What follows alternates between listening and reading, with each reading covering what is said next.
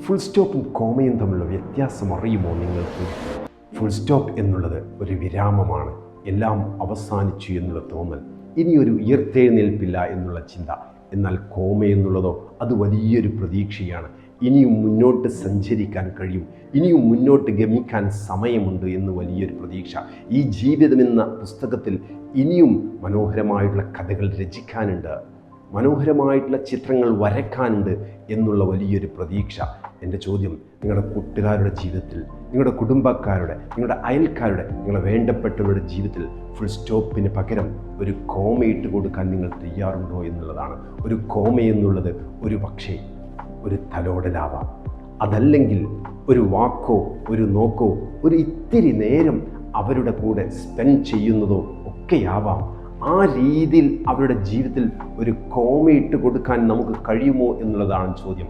അങ്ങനെ കഴിഞ്ഞാൽ നമ്മുടെ ജീവിതം ഹാപ്പി ആയില്ലേ? അങ്ങനെ നമ്മുടെ മുന്നിൽ ഫുൾ സ്റ്റോപ്പ് ഇട്ടതിന്, കോമ ഇട്ടതിന് ഒരുപാട് ഉദാഹരണങ്ങളുണ്ട്.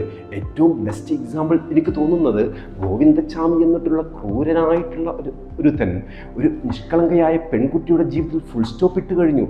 അതേസമയം യമനിൽ തടവിൽ കഴിയുന്ന ഒരു പെൺകുട്ടിയുടെ ജീവിതത്തിൽ കോമയിട്ട് കൊടുക്കാൻ കാന്തപുരം ഉസ്താദിനും കഴിഞ്ഞു. അങ്ങനെ ഫുൾ സ്റ്റോപ്പ് ഇടേണ്ടടുത്ത് ഒരു കോമ ഇട്ട് കൊടുക്കാൻ നമ്മുടെ ജീവിതം കൊണ്ട് കഴിഞ്ഞാൽ അതല്ലേ ജീവിതത്തിലെ ഏറ്റവും ഹാപ്പിയസ്റ്റ് മൂമെൻറ്റ്?